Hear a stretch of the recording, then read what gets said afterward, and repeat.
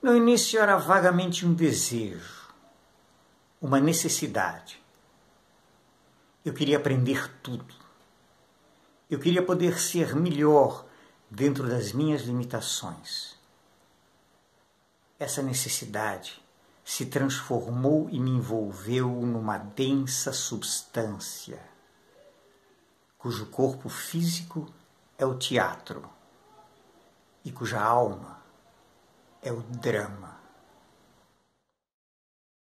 É uma questão a ser pensada com muito cuidado.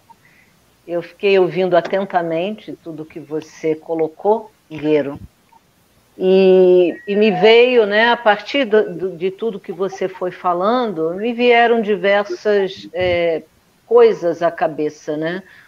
Essa questão do que é e o que leva a gente a ser artista e fazer o teatro, né? O que leva, às vezes, pessoas tímidas, retraídas, a subirem num palco e se exporem, né? Como atores, ou exporem as suas ideias como diretores, né? Ou autores. Então, que necessidade é essa que faz com que a gente esteja sempre buscando uma forma de se comunicar presencialmente com um público? O que significa isso tudo, né? Porque, na verdade, fazer o teatro em si, ali encenado, é uma mentira. Mas há aqueles que buscam por uma necessidade interna, visceral, que acho que é essa necessidade de nós que estamos aqui neste momento. Alguma coisa que a gente chamava do bichinho do teatro, que depois que ele entra, ele nunca mais sai. Uma história que já me contaram sobre teatro, né, é sobre os aplausos. Eu não sei se vocês já viram essa história. O que me contaram, que eu não sei se é verdade, talvez seja, talvez não, mas não interessa tanto, é que a origem assim, dessa cultura dos aplausos no final do espetáculo, ela vem de um desejo da comunidade de chamar a atenção dos deuses, se existem, para que vejam aquela experiência maravilhosa que acaba de acontecer e que conserve aquele bem que ali se fez presente, que é comum a todos e que nos hermana, né? Então, quando acabar, eu proponho que a gente faça um ano. Então, a gente está aqui refletindo sobre o que é teatro. E eu vou aqui dizer que teatro é uma coisa boa demais, né? Me repetindo, porque eu tenho falado isso constantemente, teatro é bom até quando é ruim, né? Às vezes é ruim e é bom mesmo assim. É bom ir lá, é bom assistir, é bom fazer. Olá, seja muito bem-vindo a esse nosso encontro. Meu nome é Guerreiro Band, eu sou ator formado pela Unirio, que na época se chamava FEFIEG, Federação das Escolas Federais Integradas do Estado da Guanabara. Logo que eu me formei, eu comecei a trabalhar com um grupo de teatro de rua, fiz isso durante muito tempo, e também passei a dar aulas de teatro, né? Fui professor de teatro. Isso me levou a me interessar muito pela questão do teatro-educação, né? O conceito de teatro-educação me interessava muito, né? Não só como coisa teórica, mas também prática. E isso me levou, em um determinado momento, a fazer uma pós-graduação na Inglaterra, na área de teatro-educação, né? Drama and Education. Hoje em dia, eu faço parte da Companhia Arteira, né? E hoje estamos aqui, então, para fazer essa mesa redonda. Esse encontro é para ser uma reflexão, uma conversa sobre o que é teatro, né? Tentar definir, a partir do que cada um de nós vivenciou, estudou, leu, escreveu, discutiu, né, para ver onde é que a gente pode, como a gente pode definir teatro hoje, né, para nós.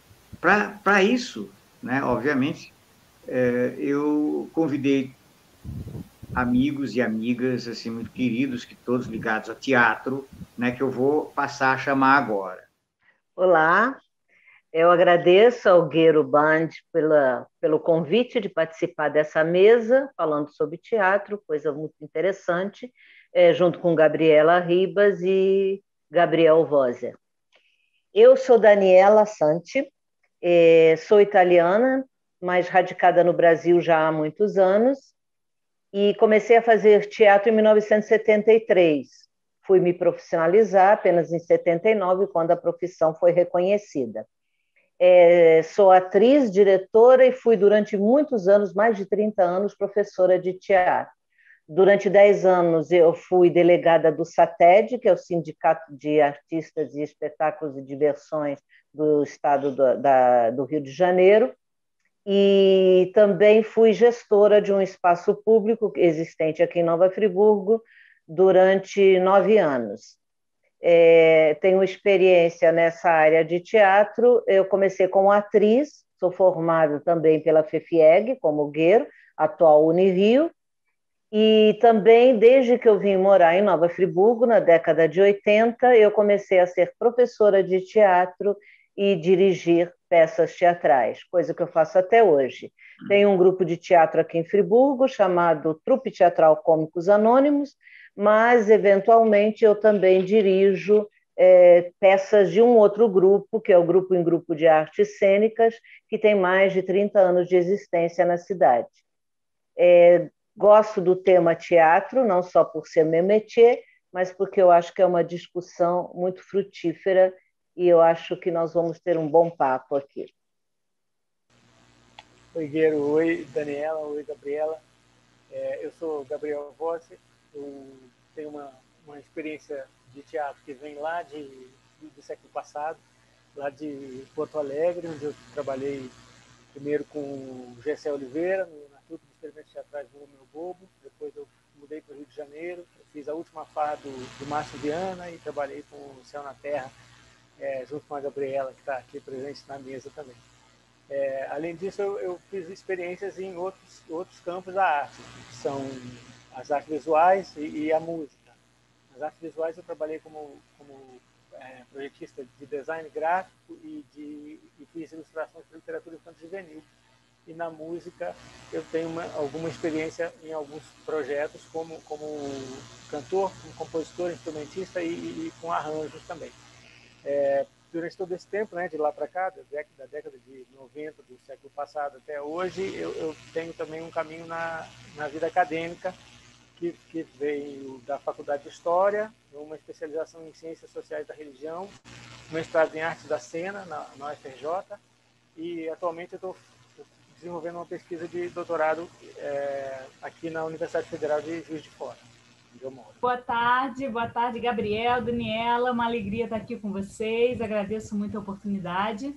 Meu nome é Gabriela Ribas, eu sou atriz, eu faço teatro desde sempre, desde criança.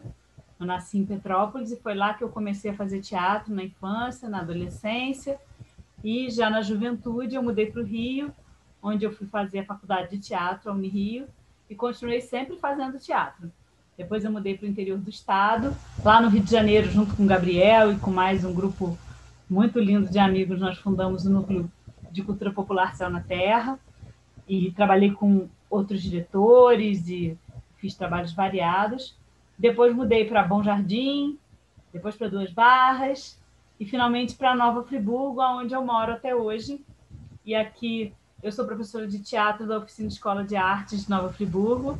Durante 12 anos eu tive à frente do Grupo Teia, do Colégio Nossa Senhora das Dores, e fundei, junto também com um grupo de artistas muito bacanas, e sou integrante da Companhia Arteira de Teatro, uma companhia que trabalha aqui em Nova Friburgo há 12 anos e que tem uma porção de espetáculos e faz várias ações muito legais na área de teatro. Basicamente, essa mesa redonda visa entreter através da reflexão sobre o que seja teatro e o que significa fazer o teatro, com o objetivo de apresentá-lo como um espaço que, transcendendo sua finalidade de diversão, pode ser um instrumento pedagógico de participação e reflexão para a transformação e evolução do ser humano e da sociedade. Essa é a proposta da mesa redonda. E é a partir daí que a gente vai conversar. A ideia é que cada um, então, fale um pouco sobre o que pensa de teatro, né?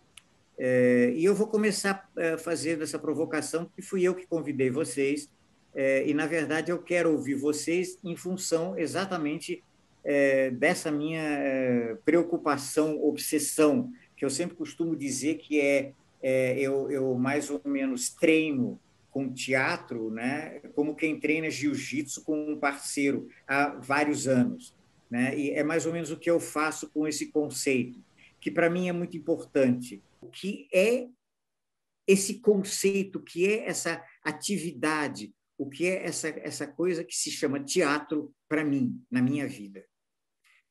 Desde que eu comecei a fazer teatro, nos anos 60, ainda quando eu era estudante de engenharia agronômica, para mim era importante poder definir por que isso me interessava tanto, por que eu tinha todo esse amor, por que eu queria ser outros personagens e contar tantas histórias, né? O que me levava a isso?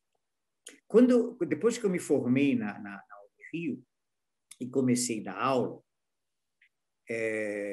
eu comecei a dar aula justamente porque eu entendi o teatro como uma ferramenta de educação, para que te permite não só viver certos conceitos, mas refletir a respeito desses conceitos. Então, eu achava muito, muito importante que uma escola pudesse ter como matéria, pudesse ter como forma de educação o teatro, né? Tanto é que, durante muito tempo, inclusive, militei nessa coisa do teatro-educação, fiz parte né, do primeiro simpósio de teatro e educação do estado da Guanabara, do estado do Rio de Janeiro, na época, né? E isso depois, muito tempo depois, na época se falava na lei de diretrizes e bases, artes na educação, essa coisa toda, né? E só muito tempo depois é que isso começou a ser, mais ou menos, entrar nos currículos, né? E mesmo assim, ainda hoje se tem uma certa dificuldade com isso.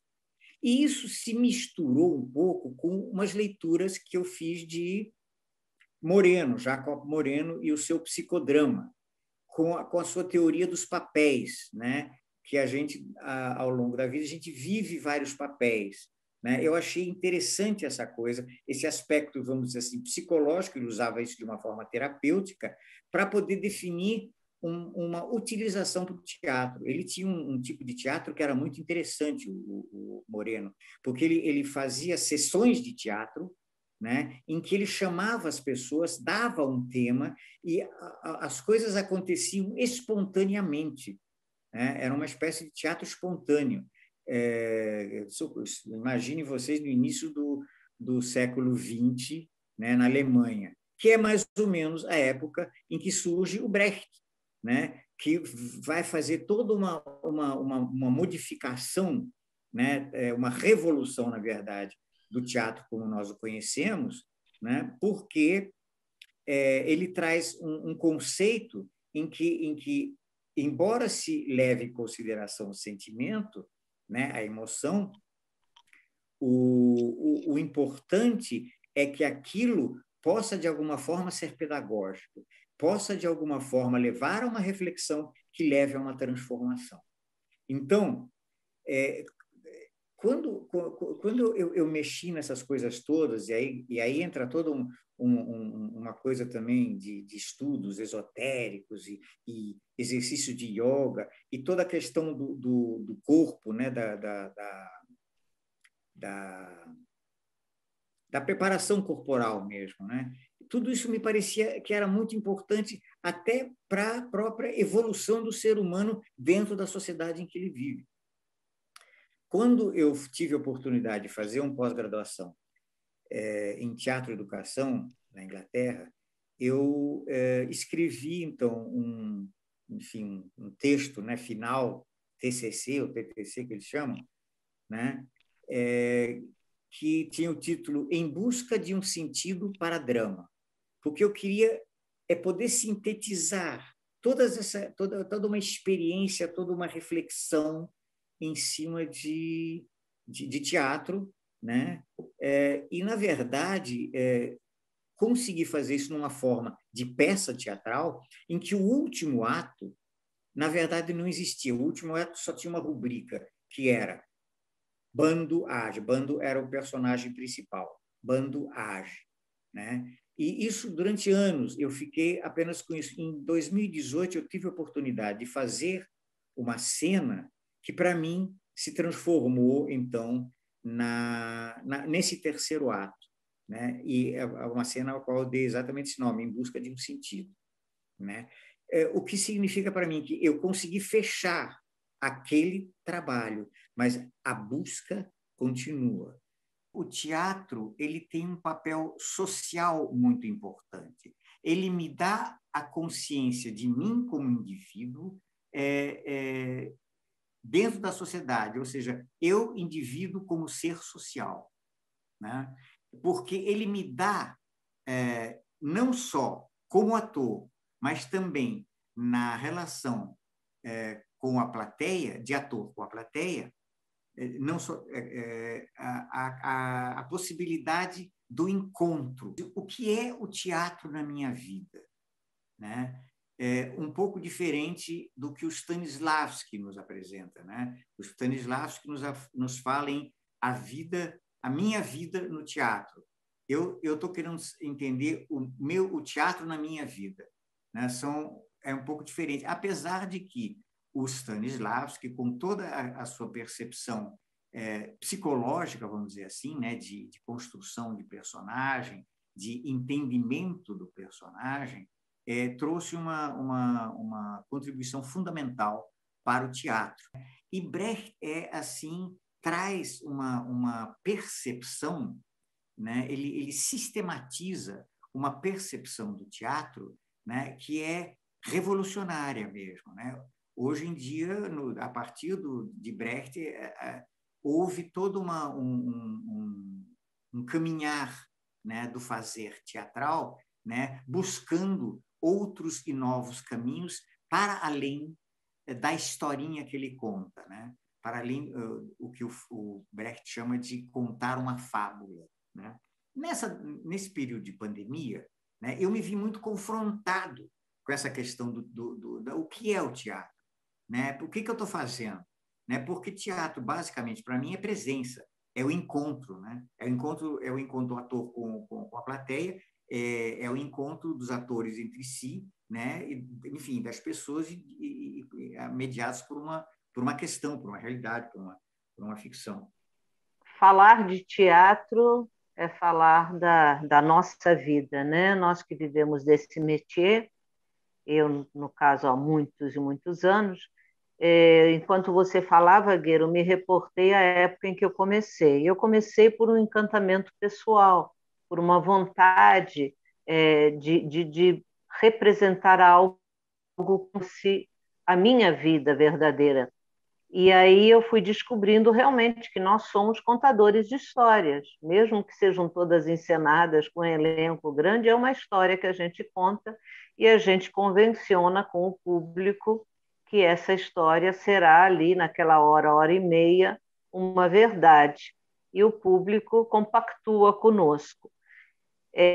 Concordo quando você diz que o teatro é presencial. Para mim também. É a energia do momento, do ali e agora, do espetáculo que nunca é o mesmo que você faça uma temporada grande, porque a cada dia uma plateia diferente que te passa e que te dá um retorno diferente. Então, quando eu comecei a estudar, depois do encantamento, veio a curiosidade e veio um outro tipo de encantamento, que é o conhecimento. Quando eu comecei a estudar a história do teatro, comecei a ter essas matérias lá na escola de teatro, aquilo foi me tomando e foi me fazendo descobrir mundos paralelos. E daí percebo que o teatro, na verdade, é a nossa expressão. a arte, né, é a expressão de um povo, como todos sempre citam, e eu acho que o teatro é uma arte dentro desse conceito, é uma arte que fala não só de si ser humano, mas fala também de todos aqueles que o circundam e do momento que este ser humano ou estes seres humanos vivem. Eu acho que ele reflete os costumes, a linguagem, os amores, os comportamentos daquele momento. Então, todos os autores, quando escrevem as peças, eles colocam um panorama que é um panorama onde os seus personagens vivem, e mesmo que hoje em dia eu escreva uma peça que se passe na Idade Média, eu vou retratar a Idade Média da forma como ela era. Então, mantém a história da humanidade viva. Qualquer peça que eu monte hoje em dia, por que existem os clássicos? Os clássicos eles perduram, porque além de mostrar esse panorama que me refiro, da sociedade, do momento do autor ou da peça, da trama, também retratam o pensar de alguém sobre uma ação ou sobre uma história. O que me encanta nessa busca de que é teatro é descobrir o que os outros que fazem ou que assistem veem no teatro. Eu sempre me pergunto por que teatro? E sempre perguntei aos meus alunos, nesses 30 e tantos anos que eu dei aula, quando eles entravam, eu já perguntava por que teatro? Eu tinha essa curiosidade de saber o que dizia a cada um o fazer teatral. Como a minha é uma coisa visceral, é uma necessidade, e aí também fui começando a me indagar. Por que essa necessidade do teatro para mim? Porque eu acho que é a única forma que eu, como atriz, ou como diretor, ou até como dramaturga, tenho de interferir no pensar de alguém. Mas não é interferir no sentido de comandar ou manipular, mas é o interferir no sentido de analisar, de pensar, de chegar às suas próprias conclusões sobre aquilo que vê. E aí a gente se encontra com Brecht aí no meio desse caminho. Brecht não deixa de ser um marco para todos nós que fazemos teatro, pela inovação e pela proposta justamente antagônica à forma dramática de se fazer teatro. Com a sua forma narrativa, abriu diversas perspectivas de atuação que antes não se tinham. Antes era aquele método Stanislavski e muitos outros que seguiram Stanislavski, Peter Brook, enfim, Judith Malina, que era de uma época de teatro de imersão, de laboratório, de busca do psicológico.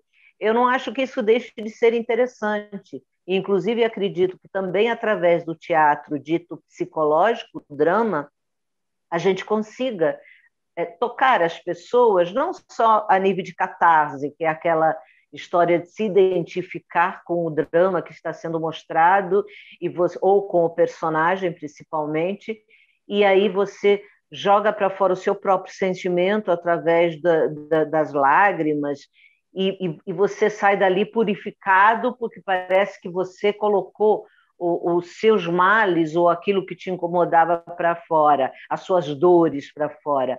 Não, eu acho que pode, mesmo através dessa identificação, haver uma mudança no comportamento dessa pessoa no momento que ela sai dali, que vai refletir sobre aquela peça, ou que vai contar para outros que ela viu e se emocionou com determinado personagem ou com determinada história que ela acabou de assistir. Eu acho que as duas formas de teatro, tanto a dramática quanto a épica, elas permitem que nós façamos interferências nas pessoas que vão assistir. A interferência, repito, benéfica, de fazê-la pensar, não só sentir no momento. E como o próprio Brecht dizia, o teatro dele não exclui o sentimento.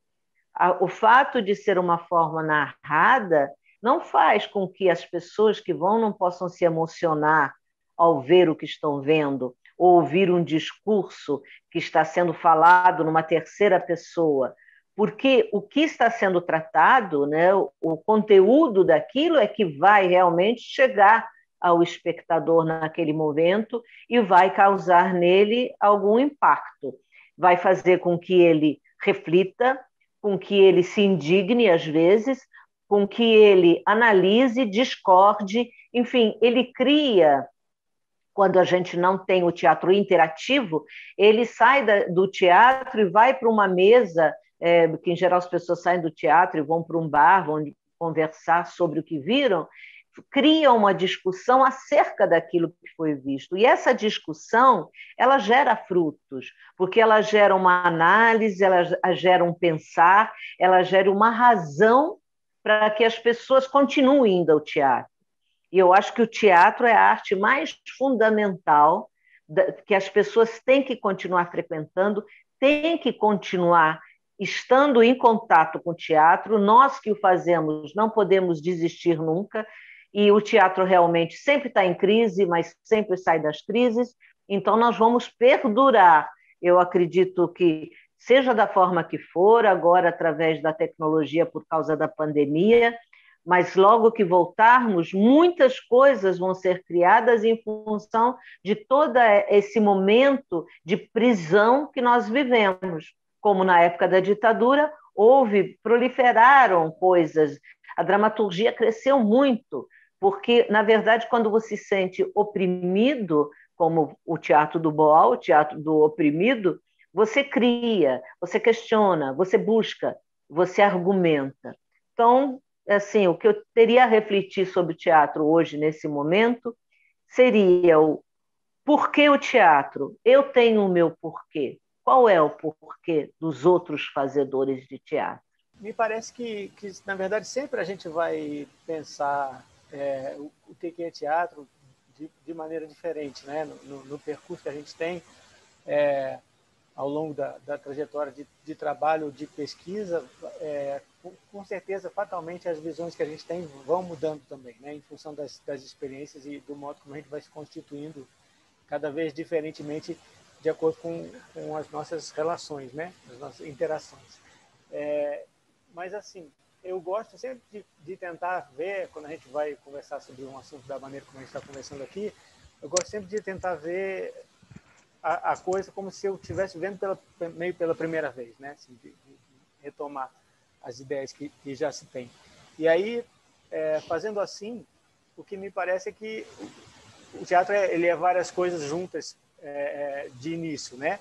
Por exemplo, ele é o edifício, né? O local de acontecimento do teatro, é o teatro municipal, ou o teatro de arena, ou a praça, né? Onde a cena acontece. É também isso que a gente chama de obra de um autor, né? O teatro de Shakespeare, o teatro de Molière, é a obra que um determinado escritor escreveu. É o acontecimento em si, né? A cena teatral de qualquer espetáculo no momento que ela está acontecendo, e ela é a particularidade daquele trabalho que a gente está vendo, ou a particularidade do trabalho de um grupo que a gente está vendo, né, de uma companhia, ou de um diretor que trabalha com elencos diferentes, ou de uma companhia que trabalha com diretores diferentes. A particularidade do modo de produção, vamos dizer assim, né, daquele teatro, que é o que, creio eu, a gente chamaria de poética. A poética do espetáculo, a poética da companhia, né, o modo como ela pensa que o teatro e, consequentemente, o modo como ela faz o seu próprio teatro, né? E aí, do Stanislavski, do Brecht, do Grotowski, né, o meu, o seu e de todo mundo que está trabalhando. A minha preocupação, o meu interesse está mais centrado atualmente nessa acepção, né, da poética. Quer dizer, porque a poética é um caminho, né? A poética parece que é algo que está entre a teoria e a praxis. A escolha, todos esses elementos que a gente viu, né, fundamentais, o edifício do teatro, né, o local onde você vai fazer, a obra do autor, né, os materiais, as referências que você vai usar, estéticas, né, para desenvolver um espetáculo, tudo isso é o que vai constituir a poética do seu trabalho. Tenho me preocupado em pensar a poética do teatro e de qualquer atividade que eu vá praticar, pensando nas reflexões, assim, nos desdobramentos políticos, na verdade, que isso vai ter. O que é essa poética de um trabalho que eu vá produzir? Ela pode oferecer às outras pessoas que vão se relacionar com ela para pensar o mundo, né? Que inspirações que uma poética que a gente possa criar com um trabalho nosso pode provocar, né? É claro que a gente não sabe e não tem controle sobre isso, porque cada pessoa que vai se relacionar com a nossa obra tem também as suas referências e vai fazer as suas próprias leituras. Então, o destino, vamos dizer, dessas provocações que a gente possa fazer com a nossa poética não são avaliáveis. Mas a gente não pode participar de todas as poéticas no mesmo momento, né? Então, por isso é que eu tenho pessoalmente trabalhado nisso, né? Observando as poéticas que estão no mundo e, enfim, tentando entender com elas o que eu faço da minha prática. O teatro no grego quer dizer lugar onde se vê, né? E só que esse lugar onde se vê, ele no senso comum, talvez, ele acaba sendo simplificado de uma certa maneira. Nesse sentido, de que a gente está dando um espaço de visibilidade especial que é separado da vida. Esse espaço especial, essas condições especiais de observação para um objeto artístico, seja uma música, seja uma escultura, seja uma peça de teatro sendo encenada ou lida, né? Ou sendo um conto, um romance que você está lendo, né? Essas condições especiais, do encontro, né, do espectador com o objeto artístico, para mim, de uma forma mais abstrata, talvez, é sempre teatro. Ela está mais nessa atitude de vocês se permitir um espaço especial, circunstâncias especiais para se dedicar ao cuidado de alguma coisa. É também, né, levado um pouco mais adiante, um ato político. É um ato filosófico e político, porque você se dedicar ao cultivo e à preservação desses bens culturais, né, que são a arte em todas as formas e tal, é político, né? É o que diz respeito a todos e é filosófico nesse sentido. Quando a gente toma Hoje, há pouco tempo, o presidente Lula ele fez um discurso, e nesse discurso, uma das coisas que ele mencionou quando começou a tratar de desigualdade social foi que era um absurdo que 35% da população somente tivesse acesso ao teatro. Foi a primeira coisa que ele falou. O teatro é essencialmente esse ato político, onde você se libera das obrigações da vida, né, e se dedica ao cuidado do mundo. Eu acho que o teatro é um grande exercício de uma coisa que a gente precisa de mais e que não pode acabar nunca, porque essa questão da gente se colocar no lugar do outro. E cada vez mais a gente percebe o quanto a humanidade precisa desse exercício de tolerância, de empatia, de se imaginar naquela situação, de ser capaz de se transportar emocionalmente para aquela situação. E o teatro nos dá toda essa possibilidade, né? E as artes cênicas, de uma forma geral, especialmente o teatro, ele tem essa peculiaridade de que o material a ser consumido é a própria pessoa. Se eu pinto o quadro vai estar lá. Eu me afasto da minha obra. Eu pintei o quadro e o quadro vai para a parede de alguém, o quadro vai para a exposição. Não sou eu que vou estar pendurada na parede. É o quadro, com as tintas, com a tela, com o material que ele foi feito. Se eu gravo a minha música, eu posso até fazer um show, mas mesmo que eu não queira fazer o show, eu gravo a música e a pessoa vai escutar a música em casa. Eu não preciso ir junto, né? A música vai para a casa da pessoa. Com o teatro, com as artes cênicas de uma forma geral, o produto sou eu mesmo. Sou eu que estou ali o tempo todo para que o teatro aconteça, né?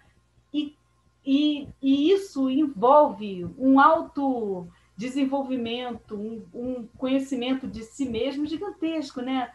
Eu acho que, assim, ser ator é você ter a oportunidade de passar por muitos papéis, sem dúvida, é óbvio, né? Você vai viver diversas vidas, viver várias vezes, viver diversas realidades. Eu posso me transportar lá para a Idade Média, eu posso me transportar lá para o século XVI e viver a vida de uma princesa, de um rei, de um carrasco, pessoas muito diferentes de mim, mas sem nunca deixar de ser eu mesma. Então, é a maneira de ser outros sendo extremamente eu mesma. E quanto mais eu mesma eu for, melhor o meu teatro será. É uma forma intensa da gente entrar em contato com o estado profundo de ser e de estar. E esse estado profundo está conectado com aquele que está assistindo a gente. Então, a etimologia lá, a origem primeira da palavra teatro, ela vem do lugar onde se vê. E aonde se vê, o espectador vê aquilo que a gente está fazendo lá no palco, e a gente se vê também enquanto indivíduo. O espectador se vê enquanto está me vendo, eu me vejo enquanto eu estou me vendo. Né? Então, é uma grande visão que a gente pode ter do nosso tempo, da nossa época, de outro tempo, de outra época, e até do nosso tempo a partir da visão que a gente tem de um outro tempo. O quanto a gente conhece a gente mesmo, vendo coisas que aconteceram em outros tempos, né? Quanto a gente conhece sobre o nosso tempo, estudando e assistindo, se divertindo com coisas que se passaram em outro tempo. É um grande encontro. O teatro é a arte do encontro, em que o encontro entre as pessoas promove a atividade artística. Não é possível existir o teatro sem que exista o encontro. Pelo menos do ator com o público. Esse é o encontro mínimo, porque são vários outros que acontecem com a equipe, com todas as pessoas envolvidas para que aconteça o fenômeno teatral. Né? Com essa fala lindíssima do Lula essa semana, né, de colocar o teatro como medida de valor para o desenvolvimento do país, que né, entre outras coisas. Ele não falou só o teatro, não, ele falou também todas as outras artes, mas ele colocou assim que essa porcentagem tão pequena de pessoas que vão ao teatro é um índice de desigualdade realmente muito grande, é uma medida da desigualdade que a gente vive, né? E pensando nessa importância de uma coisa que, na verdade, não tem importância nenhuma. Porque se a gente pensar, eu não preciso de teatro para viver. Na verdade, eu preciso de teatro para viver. Mas, assim, o ser humano, de uma forma geral, precisa de água, de comida, de ficar abrigado, precisa de determinadas coisas, mas não precisa de teatro. Dá muito bem para viver sem teatro. Mas, mesmo assim, o teatro não deixa de existir, apesar de há anos a gente ouvir dizer que ele vai acabar. Porque aí já tem o cinema, porque aí já tem a internet, porque aí já tem outras coisas, o teatro vai deixar de existir, porque é a crise do teatro. E o teatro não deixa de existir, porque o teatro quer existir. Eu acredito nisso, né? Porque o teatro ele existe, independente da gente, né? O teatro é muito maior do que nós todos. Quando o Guero fala assim, que ele conseguiu fechar aquele trabalho, mas a busca continua, eu acho muito lindo, e a gente teve uma experiência recente na Companhia Arteira que me deixou pensando nisso muito, muito, muito, que é assim, no teatro, a obra nunca está acabada, né? A gente apresenta a obra, você apresenta a peça, você faz o espetáculo essa noite. Dessa noite até a próxima sessão, você já vai rever várias coisas. Na noite seguinte, você está querendo fazer melhor. Não foi suficiente o que você fez na noite passada. E aí, quando você vai apresentar no outro dia seguinte, você já tem outras ideias, você já tem outras considerações a partir do que você viveu ali no palco, naquele dia, e que nunca vai se repetir, porque é impossível se repetir. Porque não dá para você estar de novo no mesmo lugar com as mesmas pessoas e viver aquilo que você viveu de novo. E o teatro traz para a gente essa experiência efêmera que é incrível, que esse pingo de vida, né? Essa realidade da vida efêmera do jeito que ela não pode voltar, ela não pode se repetir. O instante que eu vivi agora, eu não vou viver de novo daqui a pouco. E no teatro é assim o tempo todo. Eu posso olhar 2 vezes para o mesmo quadro. O quadro é o mesmo, ele está pintado na parede, ele não vai se transformar em nada, não sei assim, tudo bem, ele vai envelhecer com o tempo. Mas eu estou olhando aqui o quadro do Guero na parede, é esse mesmo quadro. É para esse quadro que eu vou olhar de novo. Eu não posso ver o mesmo ator fazendo a mesma coisa amanhã, não dá. É impossível, amanhã ele vai fazer diferente. Por mais que esteja decorado, que esteja milimetricamente ensaiado, a plateia é outra, ele é outra pessoa, e isso é uma coisa que me encanta demais no teatro, né? Então, essa sutileza de você ser você mesmo profundamente e viver a história do outro sendo você profundamente, é uma coisa muito interessante, é muito gostoso e é tudo que eu quero fazer todos os dias na minha vida, enquanto eu estiver viva. E espero ter muitos personagens ainda para que eu não perca tempo, né? Então, vou aproveitar para citar aqui Albert Camus, quando ele diz: o ator reina no domínio do mortal. De todas as glórias do mundo, sabemos que a sua é a mais efêmera. E é também o ator quem mais percebe entre todos os homens que tudo deve morrer um dia. E para ele, não representar significa morrer 100 vezes, com as 100 personagens que ele teria animado ou ressuscitado. Tem essa questão linda que é efêmero, né? E é passageiro, e ele realmente acontece só naquele momento. A gente vive hoje um momento em que o teatro pode ser gravado. Eu posso assistir uma peça de teatro que aconteceu há 20 anos atrás, se ela estiver gravada. Eu posso, daqui a 20 anos, talvez as pessoas ainda possam assistir o que a gente está fazendo agora no teatro. Mas não é a mesma coisa, porque o teatro não foi feito para ser gravado, ele foi feito para acontecer ali naquela hora. Então, é diferente de um filme que foi feito para ser filmado, para ser transmitido milhões de vezes. O teatro é aquela coisa que acontece naquela hora e só naquela hora, né? E aí eu chamo aqui o Milor Fernandes, que tem uma frase maravilhosa aqui na introdução desse livro, que é o diário de montagem do Moacir Góes, na encenação do Bispo Jesus do Rosário, a Via Sacra dos Contrários. Aí o Milor Fernandes tem uma falinha aqui no começo do livro que ele diz: o teatro é uma arte efêmera, há mais de 2000 anos. Não era a minha intenção, nunca foi a minha intenção ser atriz de televisão. E eu fiquei pensando muito nisso hoje, antes de vir para esse encontro, que de repente, quando eu cheguei no interior, as pessoas no interior valorizam o que está na televisão. Então, se você não é o ator da televisão, é porque você não deu certo, e aí você acabou sendo ator de Nova Friburgo.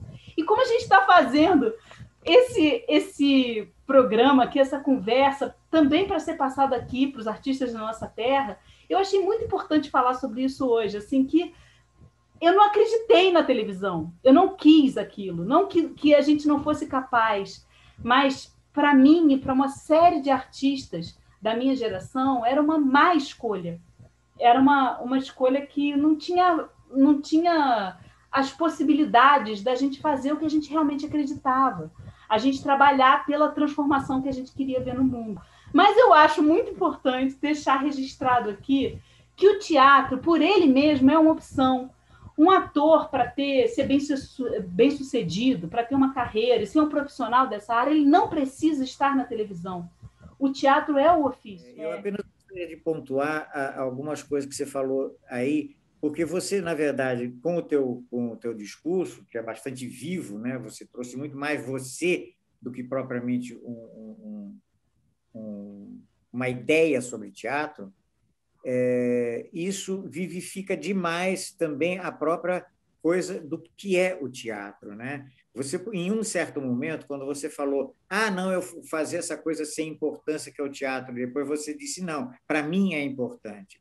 E aí eu, na verdade, queria dar uma outra dimensão a isso, porque com a tua fala você já ampliou essa percepção. Mas eu estava lendo hoje de manhã o Peter Zonde, que tem uma teoria do moderno drama, e ele fala justamente isso, que a totalidade do drama é de natureza dialética. E a dialética ela depende do diálogo, ou seja, conversa. E o teatro te dá a possibilidade do diálogo, não só dentro da peça, né, com todos os diálogos e conversas que acontecem, como com a conversa que acontece depois que a peça termina, né? Então, da possibilidade do diálogo é que depende o drama, e vice-versa, né? Esse drama possibilita também, né? Ele é portador do diálogo, igualmente, né? Então, quando você dá o seu depoimento de coração, na verdade, você está dizendo tudo isso. Também quero agradecer, aproveitar que o Gueiro falou, quero agradecer também seu depoimento, que me deixou bastante tocado, me fez pensar que talvez, apesar dele ser talvez mais pessoal, como o Gueiro falou, eu acho que tem tudo a ver com o que é o teatro, principalmente na sua forma mais contemporânea, que assim, o ator, no caso a atriz, é a ideia. Quando eu falo sem importância, não é que eu acho que não tem importância. Eu estou dizendo da questão da utilidade, né? Porque se a gente for pensar numa questão útil, né? E aí eu quero aproveitar para ler aqui o texto do Moacir Góes na abertura do livro dele, né? Que não pode faltar, quando ele diz assim: existe um povo nômade de origem muito antiga que escolheu um lugar fora do tempo para viver. Eles se aconchegam aqui ou acolá, normalmente em lugares lúgubres, escuros, e quando se reconhecem em alguma ideia, passam a trabalhar como escravos, na construção de algo que não se sabe ao certo para que serve. Alguma coisa como pontes flutuantes. Trabalham com uma dedicação muitas vezes explicável apenas quando lançamos mão da lembrança de um Deus que bebia e dançava. Esse é o povo do teatro. Seu lugar, os subterrâneos das salas de espetáculos. Suas pontes, suas peças. Achei fantástico, Gabriela, você falar dessa coisa do ator de televisão, porque eu sou de uma geração anterior à sua, mas era a mesma forma de pensar. Eu gostei muito de ouvir a Gabriela falar isso também, porque é uma coisa que a gente, quando a gente conversa entre os pares, né? A gente acaba, enfim, de uma certa maneira, todo mundo aqui pensa isso, mas a gente tem que lembrar mesmo, porque a gente está conversando com um público amplo também, né? E é muito bom que o público amplo saiba dessa perspectiva que os artistas têm de que o que é, quando a gente pergunta o que é teatro, em primeiro lugar, né, Guilherme, gente, é o teatro, né? Com certeza. Não é subprodutos, né? A novela é um subproduto. Na verdade, é um processo de industrialização do trabalho do ator e do teatro. É uma metamorfose, né? Isso. Do teatro. Não é o teatro. Não creiam, gente, que não se faz a novela é teatro, né? Muito longe disso. Pode ser muito legal uma novela, uma série de televisão. Sim, tal, é outra linguagem, é outra praia. Eu sempre achei aquilo uma porcaria. Eu também. Então, assim, de repente a gente chega numa cidade e isso vira uma moeda de valor, né? Qual é o valor que você tem é se você foi ou não foi trabalhar naquele negócio pelo qual eu não tenho vontade de trabalhar. Eu não acredito naquilo, né? Eu acho uma coisa ruim. Mas eu acho que isso é uma reflexão muito importante, porque é muito claro, né, que a escolha da gente foi uma escolha de interiorização, foi uma escolha de dar valor ao teatro pelo que ele é, e por isso que a gente está questionando para a gente o que é esse teatro, né? Porque a gente sabe que ele não é isso que vendem para a gente, sabe? A novela da Globo, o filme de não sei quê, entendeu? Teatro é outra coisa. A construção da poética, ela tem a ver também com a educação estética e cultural, né? Você consegue alcançar a sua construção poética a partir da sua educação estética e cultural. Claro. Então, a poética, ela tem uma limitação. A minha proposta poética tem a ver com o que eu já tive a oportunidade de ver, viver, experimentar, né?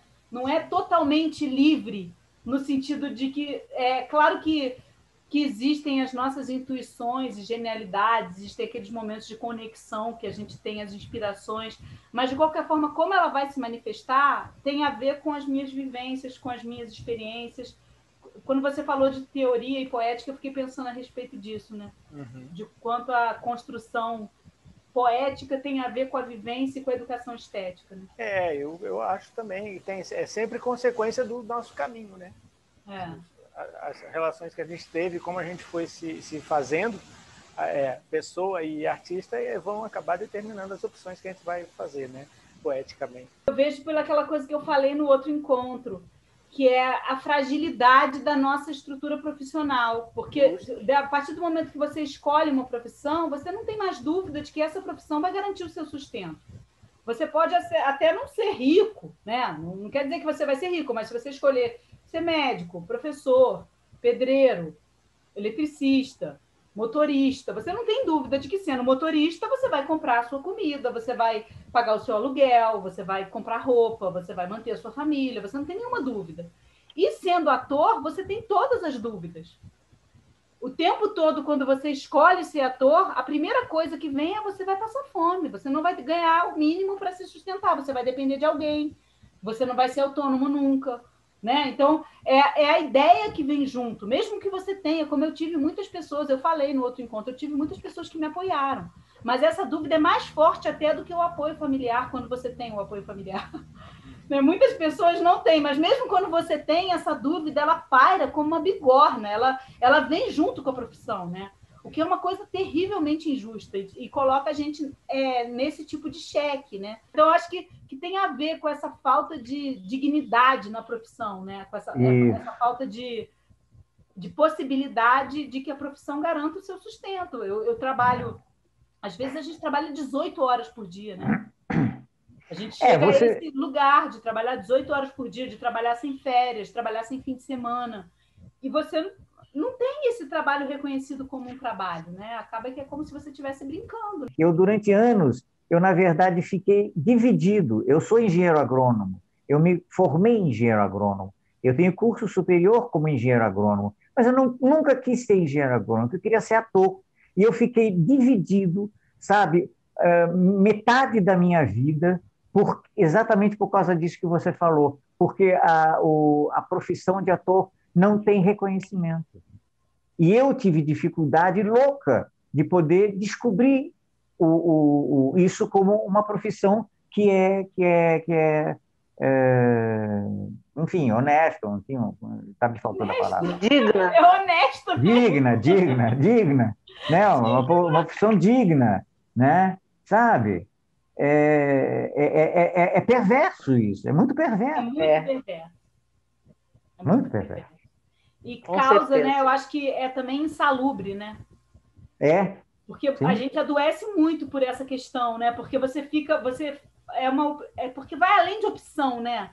Eu acho que essa questão da profissão, ela vai um pouquinho além da opção. Ela é uma coisa que ela é um pouco mais forte que a gente, né? É mais forte que a gente, é uma necessidade, realmente. Eu falei isso também da outra vez. O ofício é uma necessidade. Quando você não exerce o seu ofício, você te adoece. E o fato de você passar o tempo todo sendo questionado se o seu ofício ele é viável, digno e honesto, né? Você fica o tempo todo nesse limite, nessa corda bamba, né? E a gente adoece mesmo por conta disso, por ser privado de realizar o seu ofício e também por ser o tempo todo ter tantas dúvidas, ficar o tempo todo nesse questionamento, né? Às vezes vem uma culpa também, né? Especialmente quando a gente tem filhos. Eu, no meu caso, que até uma determinada época eu criei sozinha, eu sempre me questionava, poxa vida, será que se eu tivesse feito outra coisa? Porque, de repente, está em Friburgo, uma cidade dessas que todo mundo já sabe como é, e uma criança e sozinha para criar e fazendo teatro. Quer dizer, e na década de 80, viver disso é uma doideira. O que a gente acredita, né, que seja o teatro, porque, na verdade, quem é que sabe? Tantas teorias foram faladas durante séculos, né? Cada um vê da sua forma. Então, eu acho assim que o teatro é uma coisa também muito particular, né? Aquilo que ele me serve, aquilo que me serve para dar ao outro. Então, eu vejo muito como o próprio Moacir e a Gabriela citaram, né? Como a ponte mesmo. Pontes que levam. Eu acho que levam, sim, levam a lugares diversos, né? Podem levar para a imaginação, podem levar para o coração, podem levar para o racional. Eu acho que o teatro realmente abre essas pontes e proporciona essas viagens, né? E quando a gente teoriza o teatro, né, como houve muitos teóricos aí na história do teatro que conseguiram compilar os pensamentos, porque acho que os diretores, os que fizeram, os que tiveram métodos próprios, todos eles partiram da criatividade, eles não partiram da teoria, né? Esses manuais, esses diários de montagens que são feitos, eles são feitos a partir de uma perspectiva própria, de uma vontade própria de fazer daquela forma, né? E todas essas coisas, sim, aí veio alguém, teve um olhar externo e colocou tudo num livro como uma teoria, como um método criado. Mas, na verdade, quando esses métodos eles são feitos por experimentalismo, quer dizer, foram sendo criados a partir da imaginação e da criatividade de um, dois, de um grupo, enfim, de diversas pessoas que trabalham em conjunto, né? Sendo mesmo que seja um diretor, mas sempre ele vai ter que ter, no mínimo, um ator para que o teatro aconteça, né? Para que essas histórias, né, essas mentiras sejam contadas e tão bem contadas de forma que o espectador acredite que são verdades. Então, eu concordo com as várias opiniões e as várias versões e visões que foram dadas. A da Gabriela mais emocional, mais emotiva até, que nos suscitou uma emoção diferente, foi muito verdadeiro, né? Muito nascido da experiência dela, e a gente sente a vibração dela quando ela conta essa experiência. Então, eu acho que isso que é teatro é vida. A Daniela falou uma coisa que me deixou pensando aqui, quando ela disse que todas as teorias elas surgem a partir de uma prática, de uma criatividade, de um grupo de pessoas. E ultimamente eu tenho visto muito e pensado muito sobre os movimentos que são os movimentos da humanidade. Então, que de certa forma tem vários grupos trabalhando e gerando, produzindo obras, trabalhos, peças teatrais, música, poesia, e que isso faz parte desse contexto em que nós vivemos na nossa época, e de certa forma é isso que todos nós estamos falando, cada um à sua maneira. Então, os movimentos que eles são teorizados, eles também acompanham esse movimento da humanidade, que é óbvio que depois, só depois, quando a gente se distancia um pouco, a gente consegue olhar e ver todas aquelas pecinhas fazendo parte de um mesmo núcleo. E aí pode chamar de modernismo, iluminismo, dadaísmo, porque aí dá para observar que tinham várias pessoas pensando daquela mesma forma. Enquanto a gente está fazendo, a gente não está percebendo, né? A gente está só fazendo o que está vindo na nossa experiência, na nossa ideia, no nosso coração, mas nós não somos, né? A experiência é individual, mas nunca é individual, porque ela está sempre ligada à experiência coletiva de ser indivíduo de uma época, de um lugar, de um movimento histórico, com experiências, por exemplo, agora a gente está vivendo essa grande pandemia. O mundo inteiro está vivendo essa experiência. E isso atravessa todas as pessoas, e o que a gente expressa enquanto trabalho está atravessado pela nossa experiência histórica. O início, né, da minha obsessão, e, na verdade, que gerou a necessidade dessa mesa redonda, é a tese que eu queria defender quando eu escrevi o meu trabalho há 50 anos, 40, sei lá quantos anos atrás. Que eu queria, na verdade, dizer o seguinte, que teatro, drama, é o desenvolvimento de uma contradição, e precisava desenvolver isso. Não sabia como, e a peça de teatro que eu escrevi, o último ato era justamente quando age, porque, na verdade, é na prática que ele vai encontrar essa teoria da qual você está falando, né? E, assim, nesse tempo de pandemia, nós nos vimos todos diante de uma novidade, né, com esse isolamento. E eu me vi de novo diante dessa questão, né? O teatro é isso mesmo? O teatro vai mudar, né? O teatro, sabe, aquela mesma questão que a gente teve no início do cinema, no início da televisão, né? O teatro vai acabar, e a gente já viu, não acaba, né? Porque é uma outra coisa, ele é para além do cinema, para além do audiovisual, do que quer que seja. É uma outra coisa, né? É uma outra que, na verdade, dá o conteúdo, ele traz a alma para isso tudo que acontece, para que a gente possa contar uma boa história, por um lado, né? E, de uma certa forma, dialeticamente, através de diálogo, enfim, ajudar a promover a evolução da humanidade. A gente chegou no final, eu quero muito agradecer a presença de vocês, né?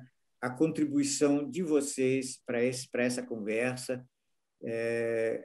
que eu acho que foi bastante rica, né? Eu acho que nós conseguimos chegar a uma pequena síntese, mas eu acho também que a gente tem muito para continuar pensando e fazendo teatro como nos anima a Gabriela, né? E quero agradecer também a presença de todos vocês que estão assistindo isso nesse momento. Valeu. Bater palma.